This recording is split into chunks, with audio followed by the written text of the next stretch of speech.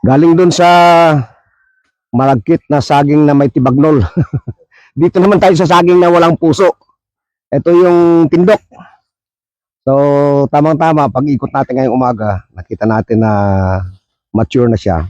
And ipa-harvest natin. Doy, putla na doy. Para mabalaan tong pilaka, maraming bunga. Ito yung saging na walang puso. Hup, hup, hup, hup, hup. Salo. Salo. Okay. Wow. Grabe. Oh, pino. Pino, pino. Nakulangan mo ako. Grabe. Look at that. Ang dami na. Ang lalaki. Basal nyo, giabunuhan nyo na eh. Very good. Oh. So, yan, usually, hanggang 10 lang ito eh. Pero ito, 2, 4,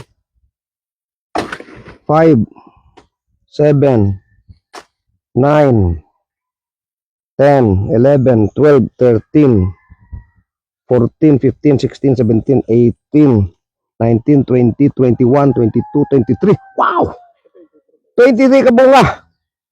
Grabe. Amazing. Tindok.